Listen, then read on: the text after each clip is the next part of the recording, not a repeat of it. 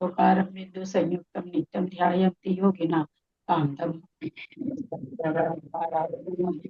अविरल सत्यता नौका प्रक्षालित सकल कलंका निविरूपासी तिष्ठा सरस्वती हर तुम दूरी अज्ञान तिमिरांधा नाम ज्ञानांजन सलाकया चक्षुरुन्मिलितं येन तस्मै श्री गुरुवे नमः।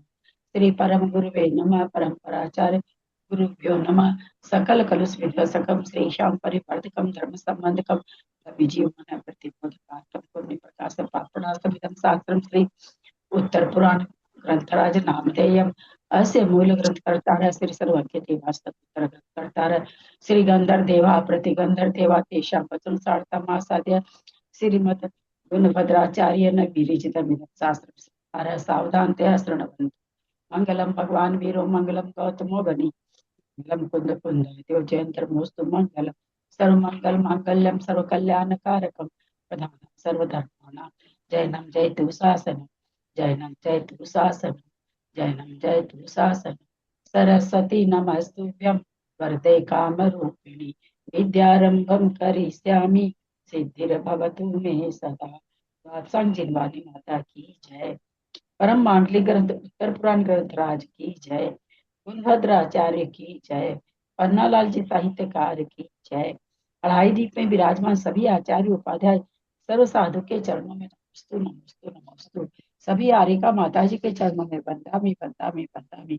सभी छुल्लक छुल्लिका एलक के चरणों में इच्छा में इच्छा में इच्छा में। सभी प्रतिमाधारी के चरणों में वंदना वंदना वंदना। रूप में विराजमान सभी जनों का सादर चरण स्पर्श सभी से सादर जय जय। श्रीमते सकल ज्ञान साम्राज्य पद पीयूष से धर्म चक्र वृत्ते भरते नमः संसार पीयूष से लौहदीनाथ भगवान की जय।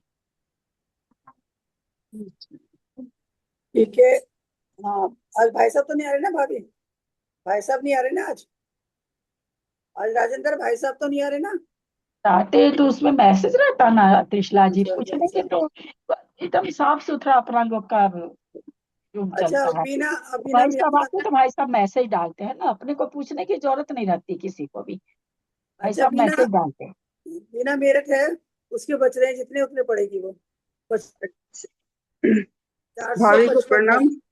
सभी को सादर जय जिनेन्द्र। प्रश्न नंबर 274 और वो 420वां पढ़ रही हूँ मैं। इस प्रकार सब लोगों ने राजा वसु से कहा, राजा वसु, यद्यपि आप तो भगवान के द्वारा कहे हुए धर्म तत्वों को जानता था, तथापि गुरु पत्नी उससे पहले ही प्रार्थना कर चुकी थी। इसके सिवाय वह महाकाल के द्वारा उत्पादित महामोह से युक्त था। दुष्मा अमक पंचम काल की सीमा निकट थी और वह स्वयं परिग्रह नंद रूप रौद्र ध्यान में तत्पर था। अतः कहने लगा कि जो तत्व पर्वत ने कहा है वही ठीक है। जो वस्तु प्रत्यक्ष दिख रही है उसमें बाधा हो ही कैसे सकती है। इस इस पर्वत ने बताए यज्ञ से ही राजा सगर अपनी रानी सहित स्वर्ग गया है। जो दीपक स्वयं जल रहा है, स्वयं प्रकाशमान है, भला उसे दूसरे दीपक के द्वारा कौन प्रकाशित करेगा। इसलिए तुम लोग भय छोड़कर जो पर्वत कह रहा है वही करो, वही स्वर्ग का साधन है। इस प्रकार सिंहानंदी और मृषानंदी रौद्र ध्यान के द्वारा राजा वसु ने नरकायु का बंद कर लिया। नहीं, कोई लाइन नहीं छूटी। तथा असत्य भाषण के पाप और लोक निंदा से नहीं डरने वाले राजा वसु ने उक्त वचन कहे। राजा वसु की यह बात सुनकर नारद और तपस्वी कहने लगे कि आश्चर्य है कि राजा के मुख से ऐसे भयंकर शब्द निकल रहे हैं। इसका कोई विषम कारण अवश्य है। उसी समय आकाश गरजने लगा, नदियों का प्रवाह उल्टा बहने लगा, तालाब शीघ्र ही सूख गए, लगातार रक्त की वर्षा होने लगी, सूर्य की किरणें फीके पड़ गई, समस्त दिशाएं मलिन हो गई, प्राणी भय से विवल होकर कांपने लगे। बड़े जोर का शब्द करती हुई पृथ्वी फटकर दो टुकड़ हो गई और राजा वसु का सिंहासन उस महागर्त में निमग्न हो गया। यह देख आकाश मार्ग से खड़े हुए देव और विद्याधर कहने लगी कि हे बुद्धिमान राजा वसु, सनातन संत संत रातन, पता नहीं ये अक्षर मिट रहा है क्या है, संत रतातन मार्ग का उल्लंघन कर धर्म का विध्वंस करने वाले मार्ग का निरूपण मत करो। पृथ्वी में सिंहासन घुसने से पर्वत और राजा वसु का मुख फीका पड़ गया। यह देख महाकाल के किंकर तापसियों का वेश रखकर कहने लगे कि आप लोग भय को प्राप्त न हो। यह कहकर उन्होंने वसु का सिंहासन अपने आप के द्वारा उठाकर लोगों को दिखा दिया। राजा वसु यद्यपि सिंहासन के साथ नीचे धंस गया था, तथापि जोर देकर कहने लगा कि मैं तत्व का जानकार हूँ, अतः इस उपद्रव से कैसे डर सकता हूँ। मैं फिर भी कहता हूँ कि पर्वत के वचन ही सत्य हैं। इतना कहते ही वह कंठ पर्यंत पृथ्वी में धंस गया। इस समय साधुओं ने, तपस्वियों ने बड़े यत्न से यद्यपि प्रार्थना की थी कि हे राजन, तेरी यह अवस्था असत्य भाषण से ही हुई है, इसलिए इसे छोड़ दे। तथापि वह अज्ञानी यज्ञ को ही सन्मार्ग बतलाता रहा। अंत में पृथ्वी ने उसे कुपित होकर हो मानो निगल लिया और वह मरकर सातवें नरक में गया। तदंतर वह असुर जगत को विश्वास दिलाने के लिए राजा सगर और वसु का सुंदर रूप धारण कर कहने लगा, हम दोनों नारद का कहा न सुनकर यज्ञ की श्रद्धा से ही स्वर्ग को प्राप्त हुए हैं। इस प्रकार कहकर वे अदृश्य हो गया। इस घटना से लोगों को बहुत शोक और आश्चर्य हुआ। उनमें कोई कहता था कि राजा सगर स्वर्ग गया है और कोई कहता था कि नहीं, नरक गया है। इस तरह विवाद करते हुए विशंभु मंत्री अपने घर चला गया। तदंतर प्रयाग में उसने राजसूय यज्ञ किया। इस पर महापुर आदि नगरों के राजा मनुष्यों की मूर्ता की निंदा करने लगे और ब्रह्म परमात्मा के द्वारा बतलाए मार्ग की तल्लीन होते हुए थोड़े दिन तक यूं ही ठहरे रहे। इस समय नारद के द्वारा ही धर्म की मर्यादा स्थिर रह सकी है, इसलिए सब लोगों ने उसकी बहुत प्रशंसा की और उसके लिए गिरी तक नामक नगर प्रदान किया। तपस्वी लोगों की दया धर्म का विध्वंस देख बहुत दुखी हुए और कली काल की महिमा समझते हुए अपने अपने आश्रम में चले गए। तदंतर किसी दिन दिनकर देव नाम का विद्याधर आया। नारद ने उसे बड़े प्रेम से कहा कि इस समय पर्वत समस्त प्राणियों के विरुद्ध आचरण कर रहा है, इसे आपको रोकना चाहिए। उत्तर में विद्याधर ने कहा कि अवश्य रोकूंगा। ऐसा कहकर उसने अपनी विद्या से गंधार्पण पन्नग नामक नाग कुमार देवों को बुलाया और विघ्न करने का सब प्रपंच उन्हें यथा योग बतला दिया। नाग कुमार देवों ने भी संग्राम में दैत्यों को मार भगाया और यज्ञ में विघ्न मचा दिया। विशंभु मंत्री और पर्वत यज्ञ में होने वाले विघ्न को देखकर शरण की खोज करने लगे। अनायास ही उन्हें सामने खड़ा हुआ महाकाल असुर दिख पड़ा। दिखते ही उन्होंने उसे यज्ञ में विघ्न आने का सब समाचार कह सुनाया। उसे सुनते ही महाकाल ने कहा कि हम लोगों के साथ द्वेष रखने वाले नाग कुमार देवों ने यह उपद्रव किया है। नाग विद्याओं का निरूपण विद्यानुवाद से हुआ है। जिन बिंबों में ऊपर इनके विस्तार का निषेध बतलाया है, अर्थात जहाँ जिन बिंब होते हैं वहां इनकी शक्ति क्षीण हो जाती है। इसलिए तुम दोनों चारों दिशाओं में जिनेंद्र के आकार की सुंदर प्रतिमाएं रखकर उनकी पूजा करो। और तदंतर यज्ञ की विधि प्रारंभ करो। इस प्रकार महाकाल ने यह उपाय कहा और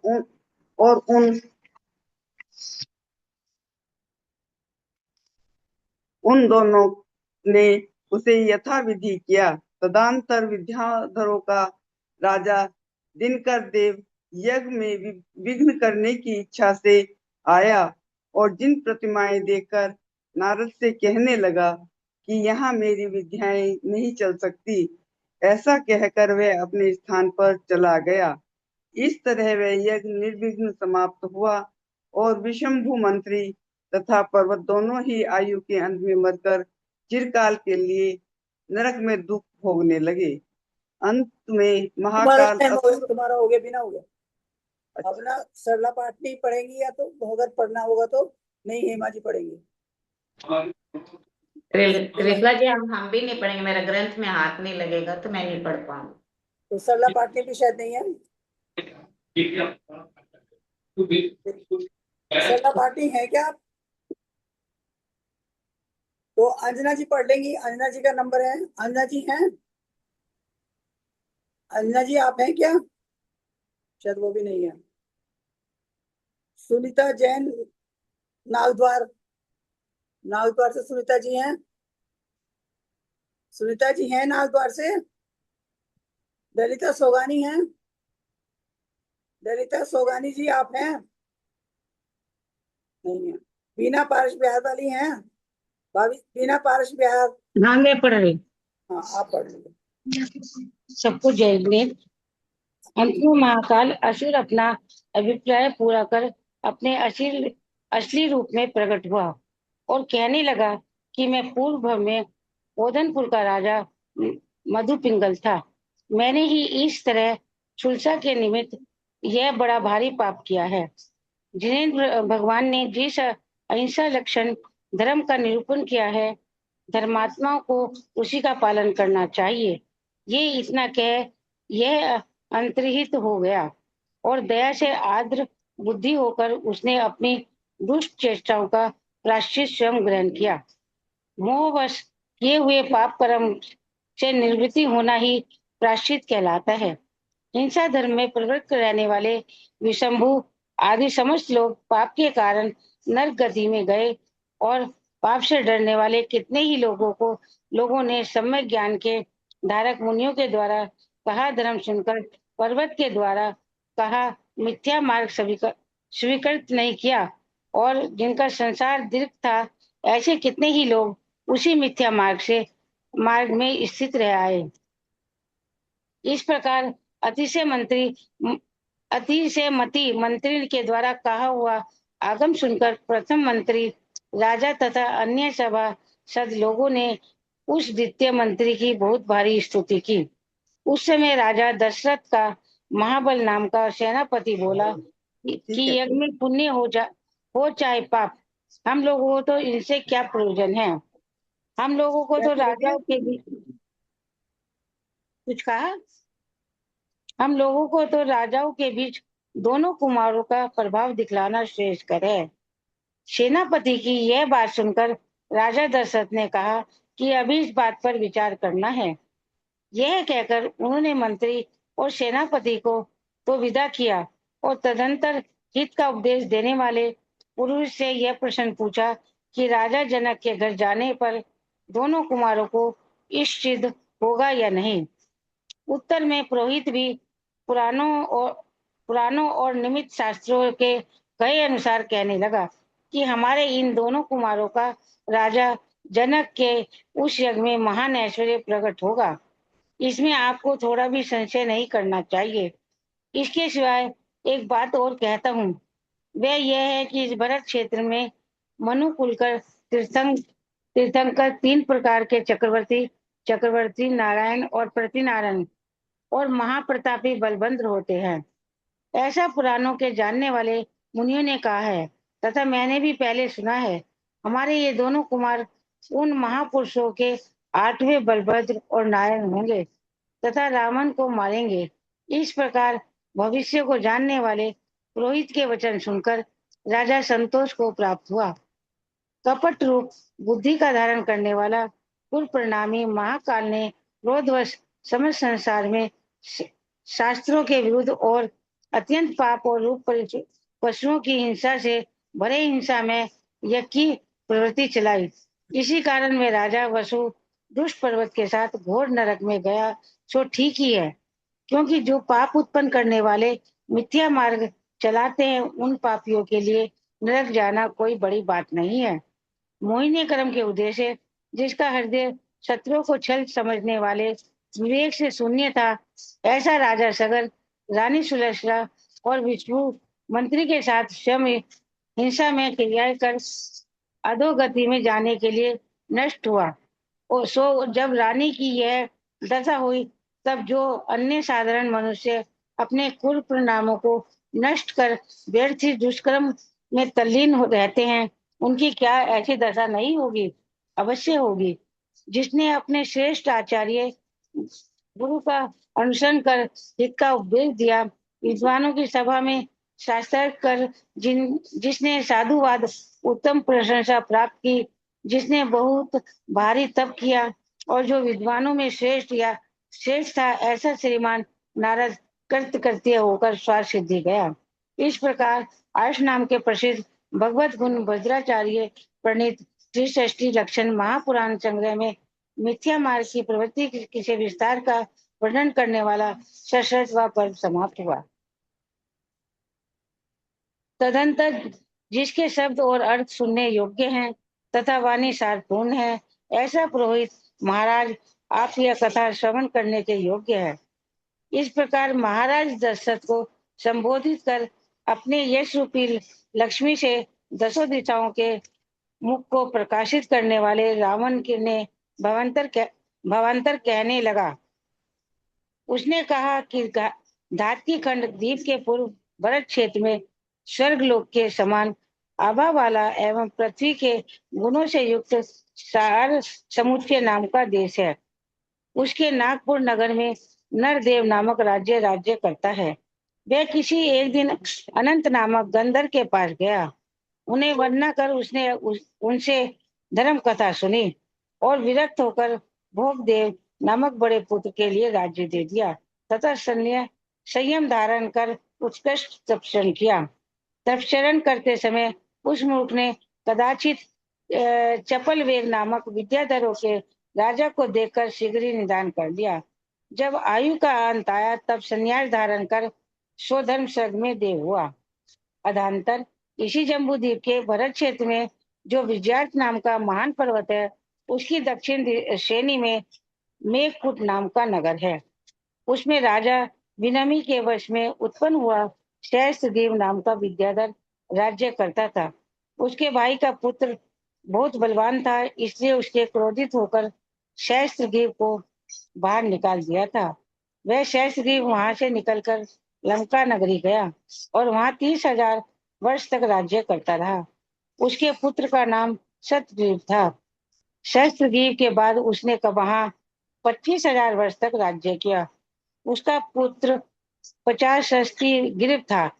उसने भी सतग्रीव के बाद 20,000 वर्ष तक पृथ्वी का पालन किया था। तदंतर 50 ग्रीव ने पुलसत नाम का पुत्र हुआ। उसके भी पिता के बाद 15,000 वर्ष तक राज्य किया। उसकी स्त्री का नाम मेघश्री था। उन दोनों ने के वह देव रावण नाम का पुत्र हुआ। 14,000 वर्ष की उसकी उत्कृष्ट आयु थी। पिता के बाद वह भी पृथ्वी का पालन करने लगा। एक दिन लंका का ईश्वर रावण अपनी स्त्री के साथ क्रीड़ा करने के लिए कीजी वन में गया। वहां विजयात पर्वत के स्थान नगर के राजा अमित वेग की पुत्री मणिमती विद्या सिद्ध करने में तत्पर थी।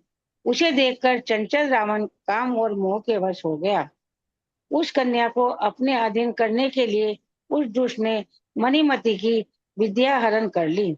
वह कन्या उस विद्या की सिद्धि के लिए 12 वर्ष का उपवास का क्लेश उठाती अत्यंत दुर्बल हो गई थी। विद्या की सिद्धि के विघ्न होता देख वह विद्याधरों के राजा पर बहुत कुपित हुई।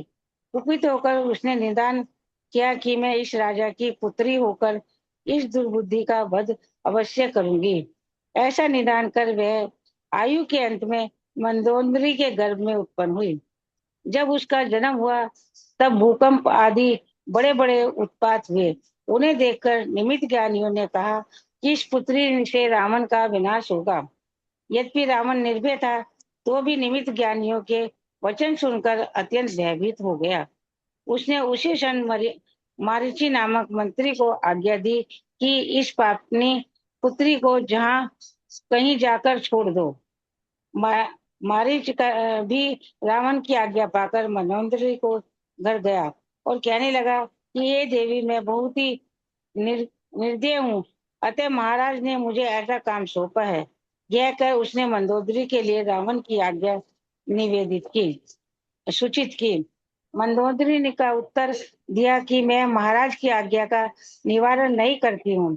यह कहकर उसने एक संदूकची में बहुत सा द्रव रखकर उस पुत्री को रखा और मारीच से बार बार यह शब्द कहे कि हे मारीच, तेरा हृदय स्वभाव से ही स्नेहपूर्ण है, अतः इस बालिका को ऐसे स्थान में छोड़ना जहाँ किसी प्रकार की बाधा न हो। ऐसा कहे उसने जिनसे अश्रु भर झर रहे थे ऐसे दोनों नेत्र पोंछकर उसके लिए वह पुत्री सौंप दी। मारीच ने ले जाकर उस संदूकची को मिथ्या नगरी के उद्यान में निकट किसी प्रकट स्थान में जमीन के भीतर रख दी और स्वयं शोक से विषाद करता हुआ वहां से लौट गया। उसी दिन कुछ लोग घर बनवाने के लिए जमीन देख रहे थे। वे हल चलाकर उनकी नोक से वहां की भूमि ठीक कर रहे थे। उसी समय वह संदूकची हल्के अग्रभाव में आ लगी। वहां जो अधिकारी कार्य कर रहे थे उन्होंने इसे आश्चर्य समझा। राजा जनक के लिए इसकी सूचना दी। राजा जनक ने उस संदूकची के भीतर रखी हुई सुंदर कन्या देखी और पत्र से उसके जन्म का सब समाचार तथा पूर्वा पर संबंध ज्ञात किया। तदनंतर उसका सीता नाम रखकर यह तुम्हारी पुत्री होगी, यह कहते हैं उन्होंने बड़े हर्ष से वह पुत्री वसुधा रानी के ये दे दी। रानी वसुधा ने भूमि गृह के भीतर रहकर उस पुत्री का पालन पोषण किया तथा उसके कला रूप गुणों की वृद्धि की। यह कन्या इतनी गुप्त रखी गई कि लंकेश्वर रावण को इसका पता भी नहीं है। इसके सिवाय राजा जनक यज्ञ कर रहे थे, यह खबर भी रावण को नहीं है, अतः वह इस उत्सव में नहीं आएगा। ऐसी स्थिति में राजा जनक वह कन्या राम के लिए अवश्य देवेंगे, इसलिए राम और लक्ष्मण ये दोनों ही कुमार वहां अवश्य ही भेजे जाने के योग्य हैं। इस प्रकार निमित्त ज्ञानी पुरोहित के कहने से राजा समस्त सेना के साथ राम और लक्ष्मण को भेज दिया। अनुराग से भरे हुए राजा जनक ने उन दोनों की अफगानी की। उस जन्म से संचित अपने अपरिमित पुण्य के उदय से जो इन्हें रूप आदि गुणों की संपदा प्राप्त हुई है, उससे ये संपूर्ण ही अनूप हैं, उपमा रहित हैं। इस प्रकार प्रशंसा करते हुए नगर के लोग जिन्हें देख रहे थे, ऐसे दोनों भाई साथ ही साथ नगर में प्रवेश कर राजा जनक के द्वारा बतलाए हुए स्थान पर सुख से ठहर गए। कुछ दिनों के बाद जब अनेक राजाओं का समूह आ गया, तब उनके सन्निधान में राजा जनक ने अपने इष्ट यज्ञ की विधि पूरी की और बड़े वैभव के साथ रामचंद्र के लिए सीता प्रदान की। रामचंद्र जी ने कुछ दिन तक लक्ष्मी के समान सीता के साथ वहीं जनकपुरी में नए प्रेम से उत्पन्न हुए साथी से सुख का उपभोग किया। तदंतर राजा दशरथ के पास से आए हुए मंत्रियों के कहने से रामचंद्र जी ने कहा, जनक की आज्ञा ले शुभ तिथि में परिवार के लोग सीता तथा लक्ष्मण के साथ बड़े हर्ष से अयोध्या की ओर प्रस्थान किया और सीता भी और शीघ्र ही वहां पहुंच गए। वहां पहुंचने पर दोनों छोटे भाई भरत और शत्रुघ्न बंधुओं तथा परिवार के लोगों ने उनकी आवागनी की। जिस प्रकार इंद्र बड़े वैभव के साथ अपनी नगरी अमरावती में प्रवेश करता है, उसी प्रकार विजयी राम चंद्र जी ने बड़े वैभव के साथ एक एक प्रश्न है दीदी, ये सीता क्या वो ये रावण की पुत्री सीता वही वाली है? जनक उनका पिता था। वही है जो इन्होंने गड़वाई थी रावण ने। रावण की पुत्री हुई ना, जो भेज दिया उसको। हाँ, रावण की पुत्री थी, उन्होंने उसको जमीन में संदूक में रखे वहां पे गड़वा दिया था। वहां उन्होंने प्रसन्न चित्त के धारक माता पिता के दर्शन यथा योग्य प्रेम से किए। तदंतर जिनकी लक्ष्मी उत्तरोत्तर बढ़ रही थी, ऐसे रामचंद्र सीता तथा छोटे भाइयों के साथ सुख से रहने लगे।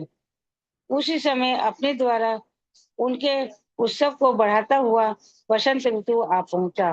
कोयलों और भ्रमों के समूह को जो मनोहर शब्द कर रहे थे, वही मानो उनके नगाड़े थे। वह समस्त दिशाओं को सुशोभित कर रहा था। जो कामदेव तपोधन साधुओं के साथ सानिध्य करता है और शिथिल व्रतों शीतलाचार चारियों को के साथ विग्रह रहता है, उस कामदेव के साथ वह बसंत ऋतु ऋतु अपना खास संबंध रखता था। वह बसंत कामी मनुष्यों का मान खंडित करता था, विरही मनुष्यों को अत्यंत दंड देता था और संयुक्त मनुष्यों को परस्पर में संबद्ध करता था। इस प्रचंड शक्ति वाले बसंत ऋतु ने संसार में प्रवेश किया। बसंत ऋतु के आते ही वन में जो उत्तम वनस्पतियों की जातियां थी, उनमें से कितनी ही अंकुरित हो उठी और कितनी ही अपने पल्लवों से स्थानुराग हो गई। कितनी ही वनस्पतियां पर कलियां आ गई थी और कितनी ही वनस्पतियां जिनके प्राण बल्लभ अपनी अवधि के भीतर आ गए हैं, ऐसे स्त्रियों के समान फूलों के समूह से निरंतर हंसने लगे। उस समय चंद्रमा का मंडल बरस के पटल से उन्मुक्त होने के कारण अत्यंत स्पष्ट दिखाई देता था और सब दिशाओं में शोभा बढ़ाने वाली अपनी चांदनी फैला रहा था। दक्षिण दिशा का वायु श्रेष्ठ सुगंधित को लेकर फूलों से उत्पन्न हुई पराग को बिखेरता हुआ सरोवर के जल के कणों के साथ वह रह रहा था। उसी समय अतिशय कुशल राजा दशरथ ने श्री की पूजा पूर्वक अन्य 7 सुंदर कन्याओं के साथ रामचंद्र जी का तथा पृथ्वी देवी आदि 16 कन्याओं के साथ लक्ष्मण का विवाह किया था।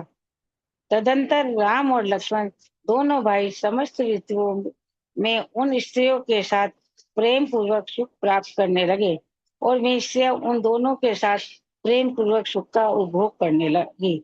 तो ठीक ही है, क्योंकि पुण्य बाह्य हेतु से ही सुख का देने वाला होता है। इस प्रकार पुण्यों जैसे शेष सुख का अनुभव करने में तत्पर रहने वाले दोनों भाई किसी समय अवसर पाकर राजा दशरथ से इस प्रकार कहने लगी कि काशी देश में वाराणसी बनारस नाम का उत्तम नगर हमारे पूर्वजों की परंपरा से ही हमारे अधीन चल रहा है, परंतु वह इस समय स्वामी रहित हो रहा है। यदि आपकी आज्ञा हो तो हम दोनों उसे बढ़ते हुए वैभव से युक्त कर दे। उनका कहा सुनकर राजा दशरथ ने कहा कि भरत आदि तुम लोग दोनों का वियोग सहन करने में असमर्थ है। पूर्व काल में हमारे वंशज राजा इसी अयोध्या नगरी में रहकर ही चिरकाल तक पृथ्वी का पालन करते रहे हैं।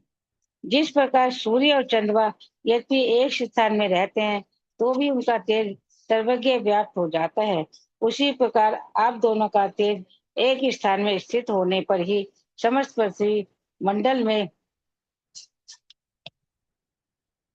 व्याप्त हो रहा है। इसलिए वहां जाने की क्या आवश्यकता है, मत जाओ। यद्यपि महाराज दशरथ ने उन्हें बनारस जाने से रोक दिया था, तो भी वे पुनः इस प्रकार कहने लगे कि महाराज हम दोनों पर जो महान प्रेम है, वही हम दोनों के जाने में बाधा कर रहा है।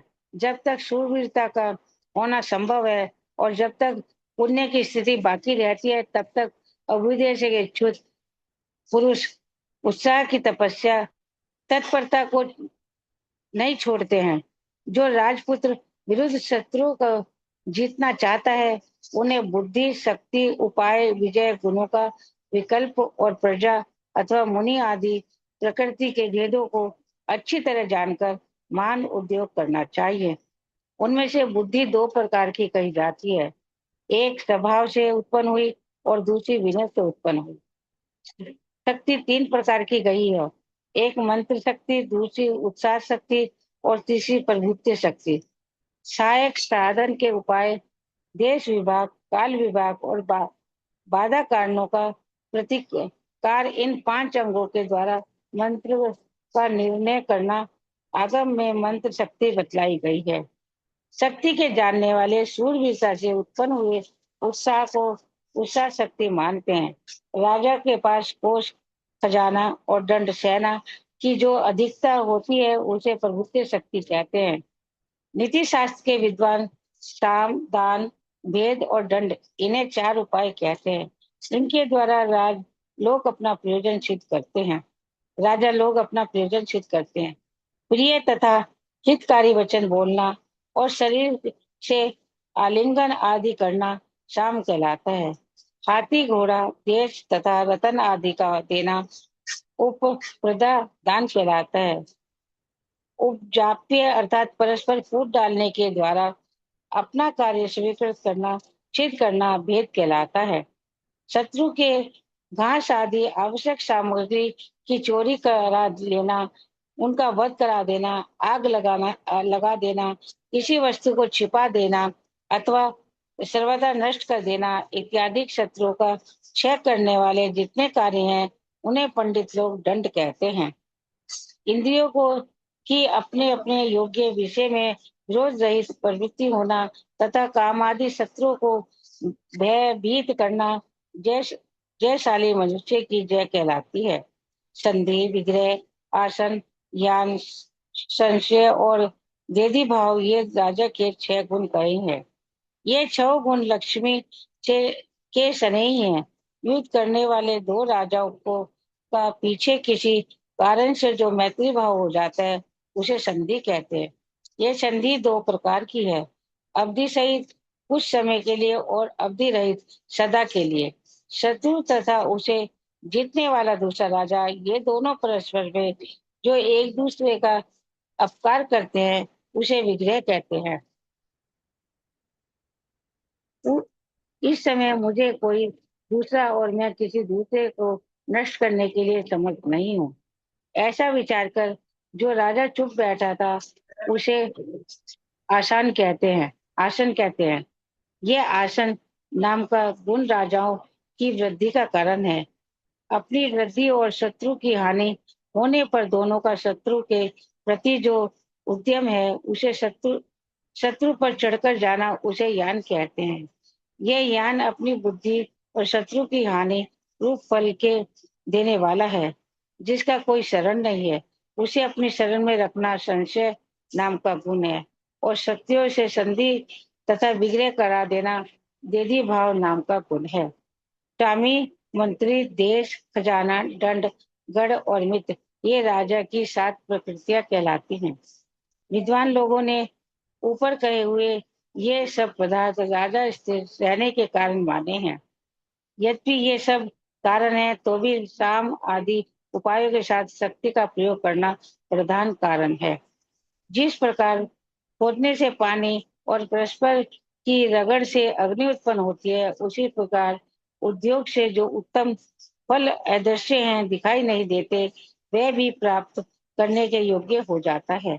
जिस प्रकार फल और फूलों से रहित आम के वृक्षों की पक्षी छोड़ देते हैं और विवेकी मनुष्य उपदिष्ट मिथ्या आगम को छोड़ देते हैं, उसी प्रकार उत्साहहीन राजपुत्र को विशाल लक्ष्मी छोड़ देती है। उत्साहहीन राजपुत्र को विशाल लक्ष्मी छोड़ देती है। यही नहीं, अपने योद्धा, सामंत और महामंत्री आदि भी उसे छोड़ देते हैं।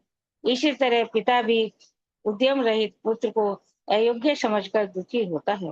राम और लक्ष्मण की ऐसी प्रार्थना सुनकर महाराज दशरथ उस समय बहुत ही प्रसन्न हुए और कहने लगे कि तुम दोनों ने जो कहा है वह अपने कुल के योग्य ही कहा है। इस प्रकार हर्ष प्रकट करते हुए उन्होंने भावी बलभद्र रामचंद्र के सिर पर स्वयं अपने हाथों से राज्य के योग्य विशाल मुकुट बांधा और महाप्रतापी लक्ष्मण के लिए योग राज्य का अधिपत्य पट्ट प्रदान किया। तदंतर महान वैभव संपादन करने वाले सत्य आशीर्वाद के द्वारा बढ़ाते आंटी, हुए पट प्रधान माने क्या होता है? है। पट प्रदान, आधिपत्य पट प्रदान किया। युवराज का आधिपत्य पट प्रदान किया।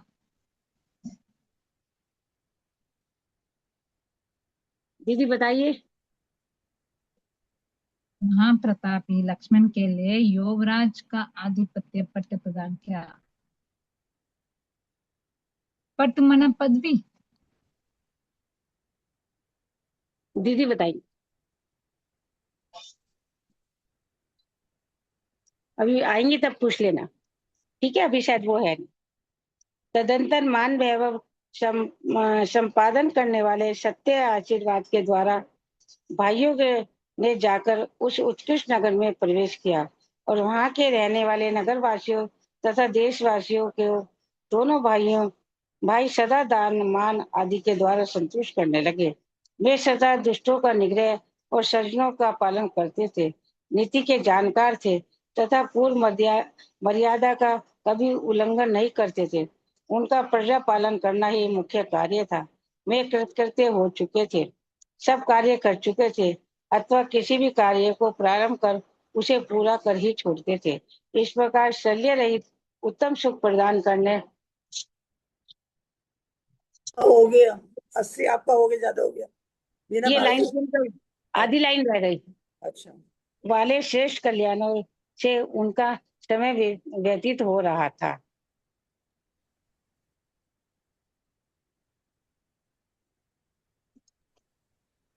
ये समझ में नहीं आया। यहाँ तो ये सीता का जन्म उससे बता दिया और वहां पे भामंडल के साथ हुआ इनका पद्म पुराण में।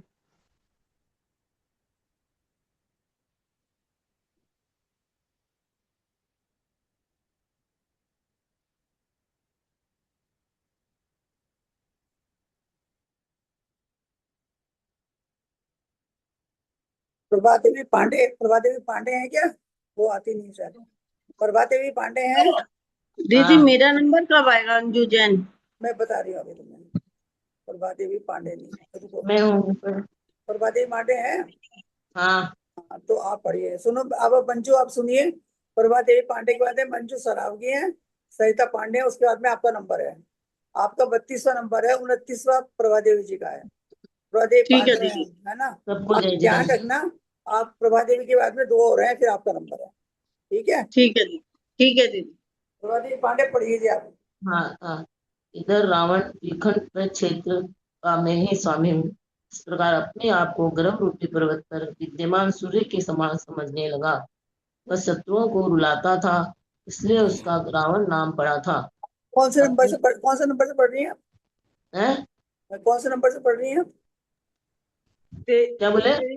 84 नंबर पढ़ रही, ठीक तो पढ़ हाँ रही है। 83। हाँ हाँ। ठीक पढ़ रही है, 83 मैंने पूरा। अच्छा ठीक है, हाँ हाँ पढ़िए।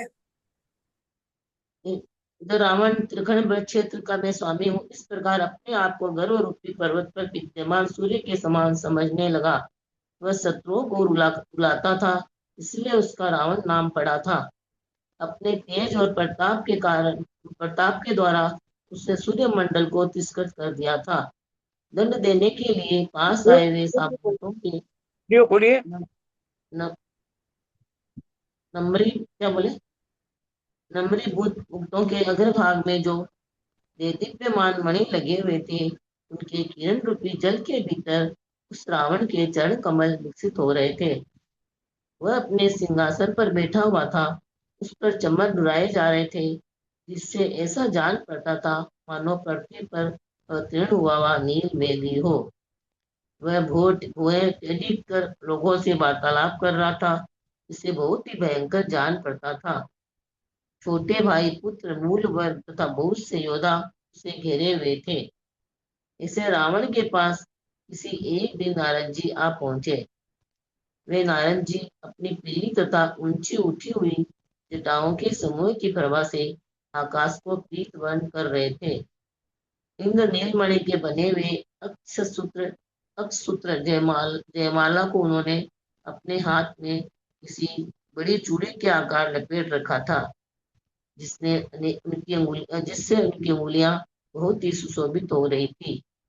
तीर्थोदक से भरा हुआ उनका पद्म राग निमित्त कमंडल बड़ा भला मालूम होता था और सुवर्ण सूत्र निर्मित विदोपरि से उनका शरीर बहुत पवित्र था। आकाश से उतरते ही नारद जी ने द्वार के समीप रावण को देखा। ये देख रावण ने नारद से कहा कि हे भद्र, बहुत दिन बाद दिखे हो, बैठिए, कहाँ से आ रहे हैं और आपका आगमन किस लिए हुआ है। रावण के द्वारा इस प्रकार पूछे जाने पर दुर्बुद्धि नारद ये कहने लगा, अहंकारी तथा दुर्जय राजा रूपी उन स्त्रियों को नष्ट करने में सिंह के समान हे दशानन, जो मैं कह रहा हूँ उसे तू स्थिर कर सुन। हे राजन, आज मेरा बनारस से यहाँ आना हुआ है। उस नगरी का स्वामी इक्ष्वाकुच रूपी आकाश का सूर्य राजा दशरथ का अतिशय प्रसिद्ध पुत्र राम है।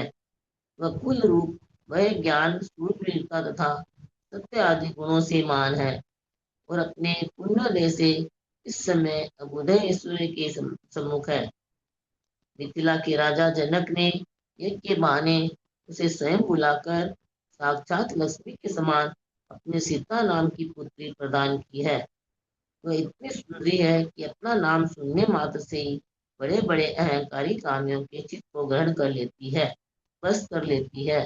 संसार की सब स्त्रियों के गुणों को इकट्ठा करके उनकी संपदा से मानो उसका शरीर बनाया गया है। वह नेत्रों के सामने आते ही सब जीवों को काम सुख प्रदान करती है। संभोग से होने वाली तृप्ति के बाद तो मुक्ति रूपी स्त्री को भी जीतने समर्थ है। वह स्त्री रूपी रत्न सर्वदा तुम्हारे योग्य था, परंतु मिथिलापति ने 3 खंड की अखंड संपदा को धारण करने वाले तुम्हारा अनादर कर रामचंद्र के लिए प्रदान किया है। भोग में निमग्न रहने वाले तथा विपुल लक्ष्मी की धारक राम के पास रहकर मैं आया हूँ। मैं उसे सहन नहीं कर सका, इसीलिए आपके दर्शन करने के लिए प्रेम बस यहाँ आया हूँ। नारद जी की बात सुनकर विद्याधरों के राजा रावण ने कामी मनुष्य की इच्छा ही देखती है, नेत्र नहीं देखते हैं, इस श्लोकोक्ति को सिद्ध करते हुए कहा। उस समय सीता संबंधी वचन सुनने से रावण का चित्त कामदेव के बाणों की वर्षा से जर्जर हो रहा था। रावण ने कहा कि ये भाग्यशालिनी मेरे सिवाय अन्य भाग्यहीन के पास रहने के योग्य नहीं है। महासागर को छोड़कर गंगा की स्थिति क्या कहीं अन्यत्र भी होती है। मैं अत्यंत दुर्लभ रामचंद्र से सीता को जबरदस्ती छीन लाऊंगा और स्थायी कांति को धारण करने वाली रत्नमाला के समान से अपने बस स्थल पर धारण करूंगा। इस प्रकार कामाग्नि से संतप्त हुए नार्य पापी रावण ने अपनी सभा में कहा, सो ठीक ही है, क्योंकि दुर्जन मनुष्यों का ऐसा स्वभाव ही होता है। तदनंतर पाप बुद्धि का धारक नारद रावण की प्रज्वलित क्रोधाग्नि को और भी अधिक प्रज्वलित करने के लिए कहने लगा कि जिसका ऐश्वर्य निरंतर बढ़ रहा है, ऐसा राम तो महाराज पद के योग्य है और भाई लक्ष्मण युवराज पद पर नियुक्त है। जब से ये दोनों भाई बनारस में प्रविष्ट हुए हैं, तब से समस्त राजाओं ने अपनी अपनी पुत्रियां देकर उनका सम्मान बढ़ाया है और ऐसे रामचंद्र के साथ उन लोगों को युद्ध करना ठीक नहीं है, अतः युद्ध करने का आग्रह छोड़ दीजिए।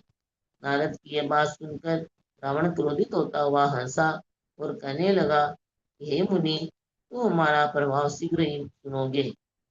इतना कहकर उसने नारद को तो विदा किया और स्वयं मंत्रशाला में प्रवेश कर मन में ऐसा विचार करने लगा कि यह कार्य किसी उपाय से सिद्ध करने के योग है, बलपूर्वक सिद्ध करने में इसकी शोभा नहीं है। विद्वान लोग उपाय के द्वारा बड़े से बड़े पुरुष की भी लक्ष्मी हरण कर लेते हैं। ऐसा विचार कर उसने मंत्री को बुलाकर कहा कि राजा दशरथ के लड़के राम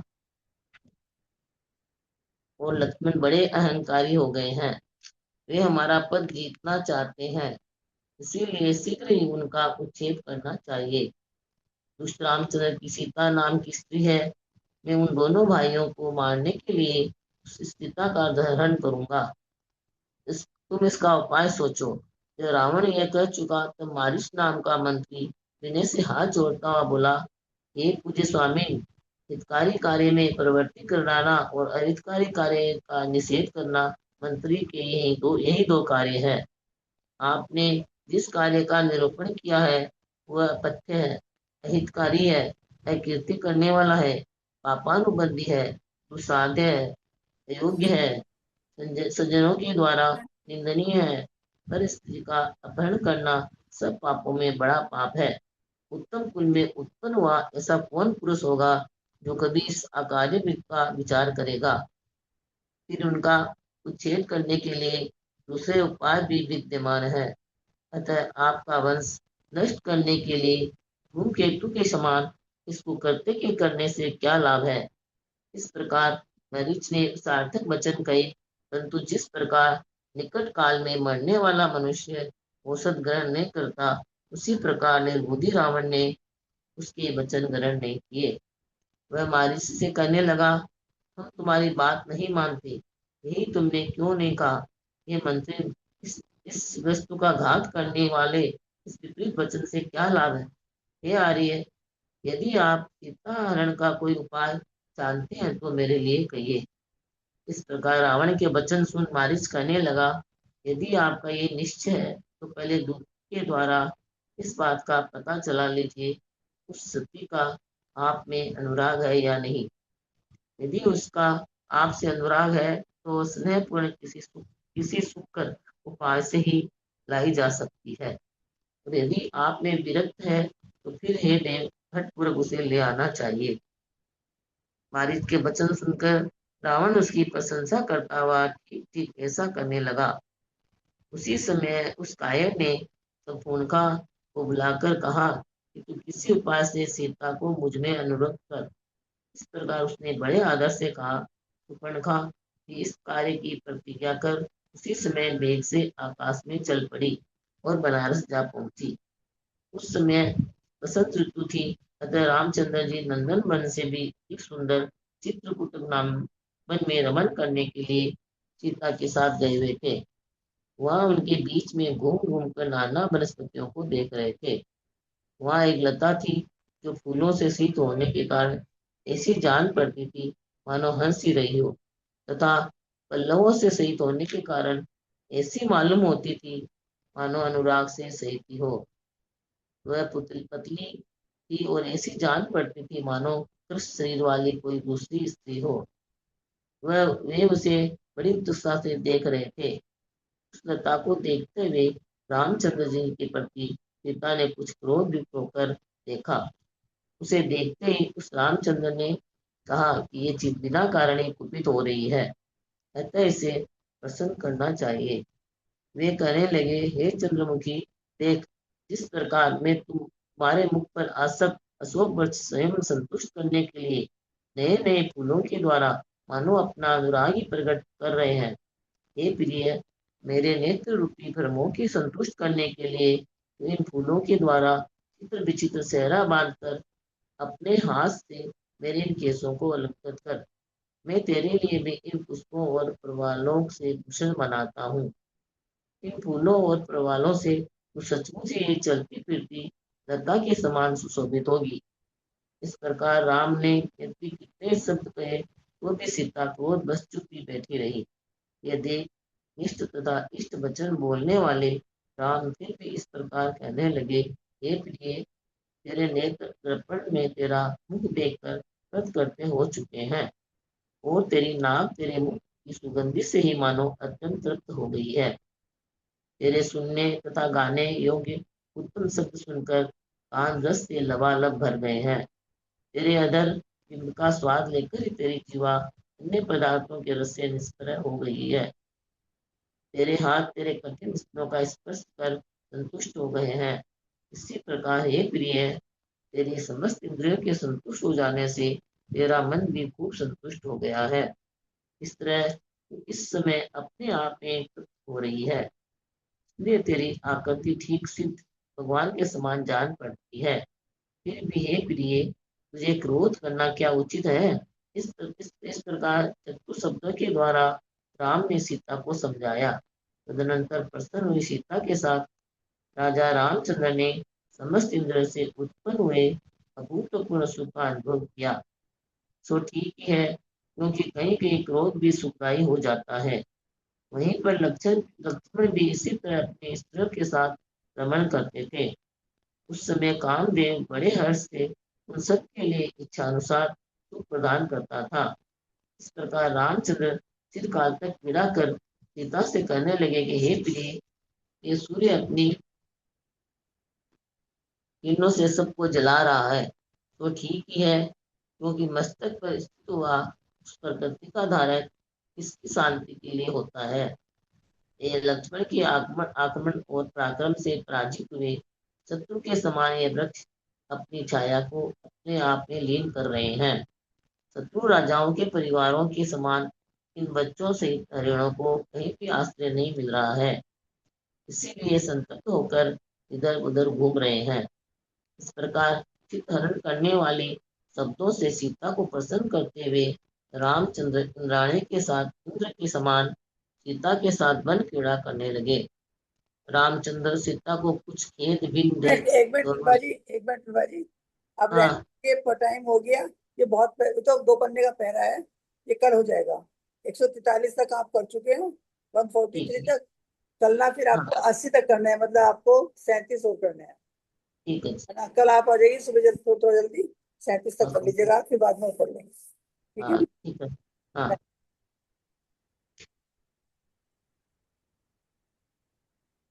जय जिनेन्द्र। इसको ठीक कर लें, कोई नहीं, मैं करनी है। ठीक है। बोलूं, आचार्य वर्तमान स्वामी महाराज का ही है कर लीजिए, जो करना है, जो करना है वो करिए जी। कठ से आयो पारस मन मेरा अति घबराए, बस गुरु दर्शन वो चाहे, मैं कौन सी युक्ति लगाऊं जो गुरु दर्शन कर पाऊं। मन मेरा अति घबराए, बस गुरु दर्शन वो चाहे, मैं कौन सी युक्ति लगाऊं जो गुरु दर्शन कर पाऊं। व्याकुलता अति है छाई, आंखें अश्रुधार बहाई, वो जड़ है समझ न पाए, कर्म कौन उदय में आए। दिन उगता गुरु दर्शन से और ढलता गुरु चरणों में, मानो वर्ष कई हैं बीते, गुरु दर्शन बिन रीते। मन मेरा अति घबराए, बस गुरु दर्शन वो चाहे, मैं कौन सी युक्ति लगाऊं जो गुरु दर्शन कर पाऊं। बस एक ही चिंतन चलता, कौन सा पुण्य किया था, जो पाया सानिध्य इतना, जीवन भर आनंद देगा। पुण्यादय कितना हुआ था, जो गुरुवर शरण मिला था, नित्य ज्ञान बगीचे रहते, अमृत में पुष्प थे खिलते। मन मेरा अति घबराए, बस गुरु दर्शन वो चाहे, मैं कौन सी युक्ति लगाऊं जो गुरु दर्शन कर पाऊं। आशीष की छाव मिलती थी, न गर्मी त्रास लगती थी, मन रहता हर पल रुंझुन, बस गुरु चरणन की थी धुन। पुण्य के सब परमाणु गुरुवर के निकट में रहते, जब दर्शन हम सब करते, हमें भी वो मिल जाते। मन मेरा अति घबराए, बस गुरु दर्शन वो चाहे, मैं कौन सी युक्ति लगाऊं जो गुरु दर्शन कर पाऊं। इस तड़प ने बहुत रुलाया, नहीं ज्ञान काम तब आया। आज आशा हुई है पूरी, गुरु चरणों में मैं आई। सत सत वंदन चरणन में मैं करती रहूं हर पल में। आज आशा हुई है पूरी, गुरु चरणों में मैं आई। मन मेरा अति घबराए, बस गुरु दर्शन वो चाहे। मैं कौन सी युक्ति लगाऊं, जो गुरु दर्शन कर पाऊं। हे जिनवाणी भारती, तो ही जपो दिन रैन। जो तेरी शरणा गए, सो पावे सुख चैन। जा वाणी के ज्ञान ते, सूझे लोकालोक। सो वाणी मस्तक चढ़ो, सदा दे तू ढूंढ। देव भज अरिहंत को, गुरु से हूँ निर्ग्रंथ। दया धर्म पालो सदा, यही मोक्ष का पंथ। ले द्वादशांग जिनवाणी माता की जय। नौबान।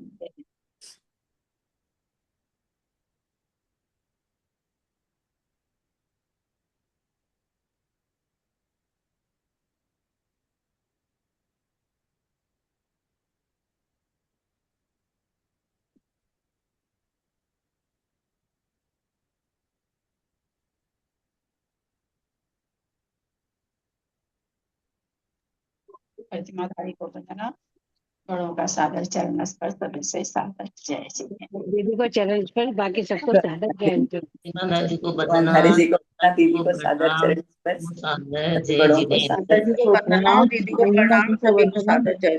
सबको सादर जय। तो प्रणाम, प्रतिभाधारी को वंदना, बाकी सभी को जय जिनेन्द्र। सभी को सादर जय जिनेन्द्र। सबको प्रणाम, सादर जय। सभी को जय जिनेन्द्र।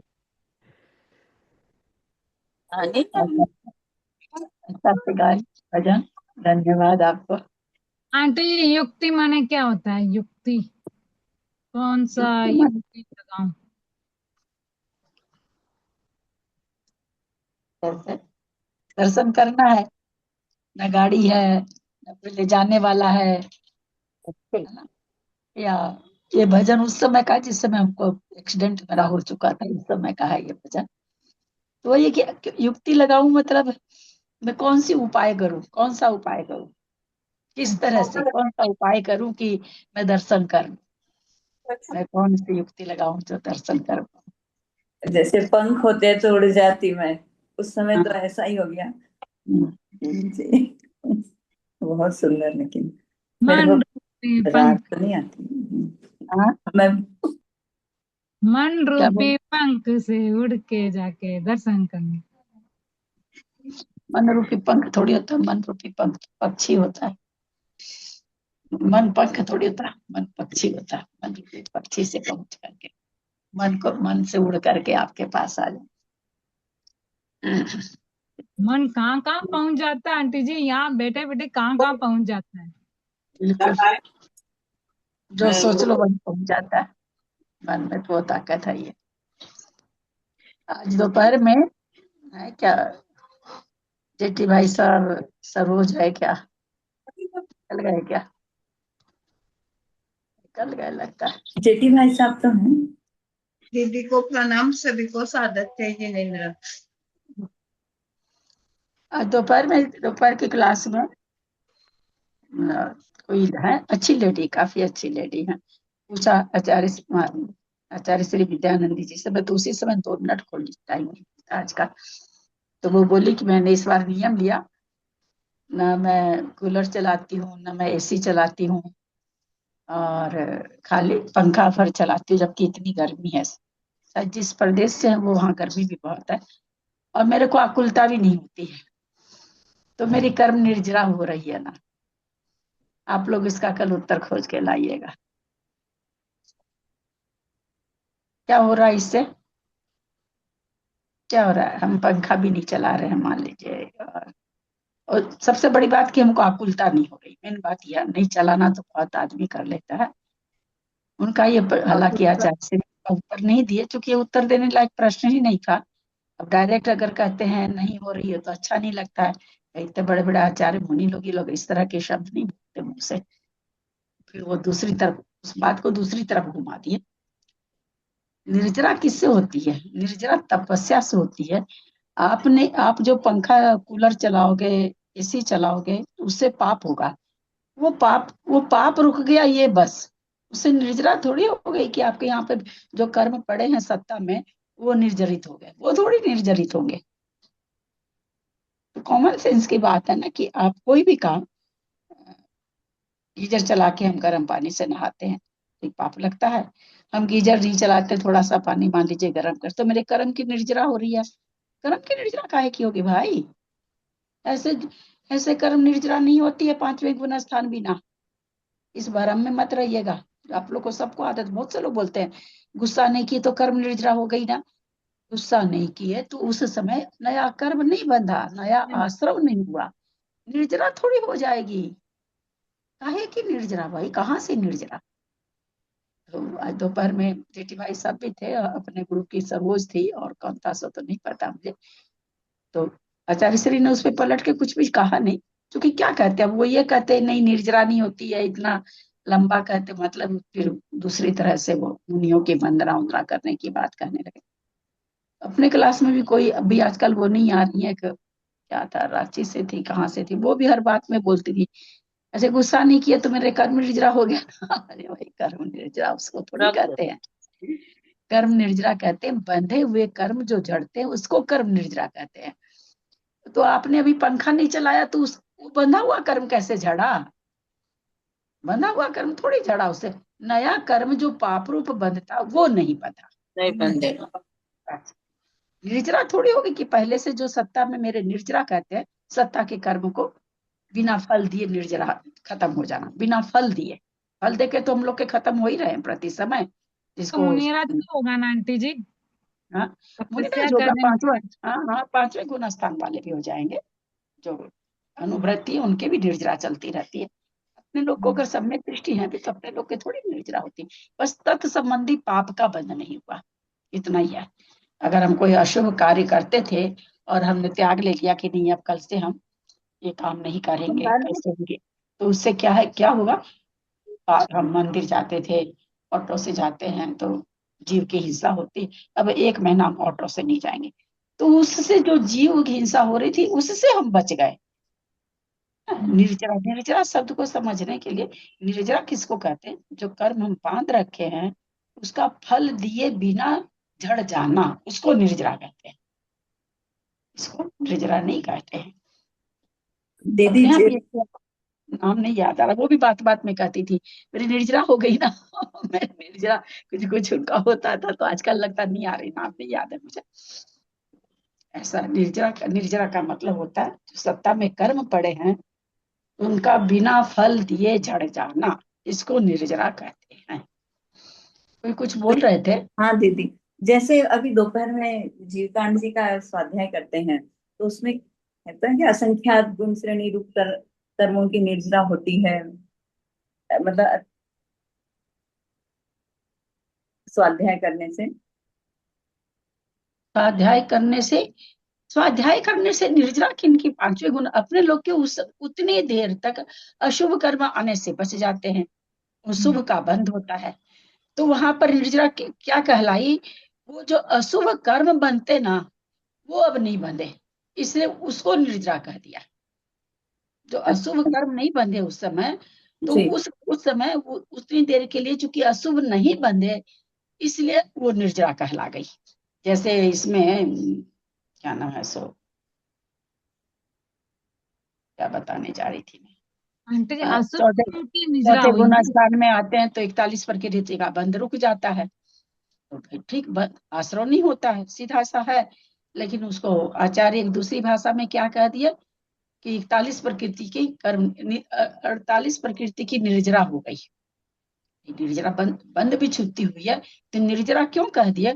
उस 41 प्रकृति से जो आश्रव होता वो नहीं हो रहा, वो नहीं हो रहा, इसलिए उसको निर्जरा कह दिया है ना। लेकिन वहां दूसरा पर वैसे नहीं निर्जरा है।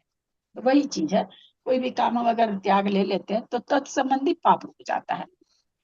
तो अगर हमको निर्जरा से खुशी मिलती है तो हम ऐसे बोल देंगे भाई तत्संबंधी जो पाप होता वो निर्जरित हो गया, मतलब आया ही नहीं, आता तब तो निर्जरित होता, आया ही नहीं तो निर्जरित गया।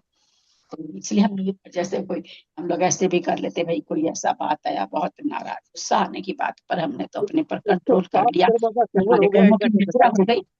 तो हैं जी? हमारे कर्मों की निर्जरा नहीं हुई, हम क्रोध नहीं किए तो उस हम समय पाप क्रोध नहीं कर्मों का किए। संवर हो गया, ये बोल सकते हैं।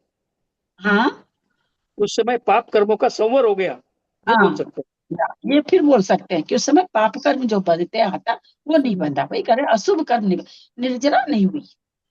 ऐसा नहीं कि कुछ अपने निषेक सत्ता में थे वो निर्जरित हो गए, नहीं वो नहीं। अपन लोग भी ऐसे सोच लेते हैं कई बार कि ऐसा नहीं किया तो मेरी तो निर्जरा हो गया, तो वो तो करना ही नहीं था ना, हमको बिना मतलब का पानी ढोलना ही नहीं था। फिर क्या करे कि भाई पानी नहीं ढोले तो निर्जरा हो गई, अरे वो तो ढोलना ही नहीं था, निर्जरा कहाँ से हो गई। हमको तो पानी ढोलना ही नहीं चाहिए बिना मतलब का, ढोलते तो पाप पाप आके जमा हो जाते, नहीं ढोले तो पाप नहीं आए। हाँ, तो निर्जरा हमेशा सत्ता में पड़े हुए कर्मों की होती है। हाँ, अशुभ कर्म नहीं बंधा उसको आप ऐसा कह दो निर्जरा हो गई, यानी अशुभ बंधता वो नहीं बंधा, नहीं इसलिए उसको हम निर्जरा कहते हैं। तो ठीक है, उससे अगर खुशी मिलती है तो वैसे कह लीजिए। हम बड़ा ध्यान से सुन, देखिए मुनि महाराज कहते हैं क्या, आचार्य कहते हैं क्या कि आपकी निर्जरा हुई, तो फिर हम प्रश्न करते हैं उनसे उस समय लेकिन वो नहीं बोले कुछ नहीं। और बात दूसरी तरफ ले गए कि रिद्धिधारी मुनियों को नमस्कार हो, बहुत सारा इस तरह से मना परे ज्ञानी मुनि राजों को नमस्कार हो, ऐसा बोलने से जो मुनि तपस्या कर रहे हैं उससे ज्यादा हम लोग को फल में बंद करिए ना भाई, दो चीज तो एक रूम में नहीं चल सकती ना, आपको कह रही हूँ। एक तो लोगों को ऐसे ही मेरी आवाज नहीं है, उस पर आप ये सब चला लेते हैं, बंद करिए, आपको मुझे लगता है कान में लगा रखिए, बंद करिए ना, आवाज बंद करिए।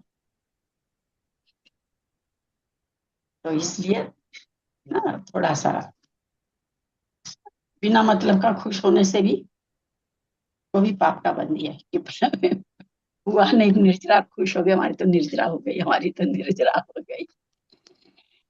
और कुछ समझने का अच्छा लगा दोपहर में हमारा है, हम बहुत ध्यान दे रहे थे, काम कुछ कर रहे थे, करते बड़ा ध्यान दे रहे थे, महाराज जी बोलते हैं क्या निर्जरा होती है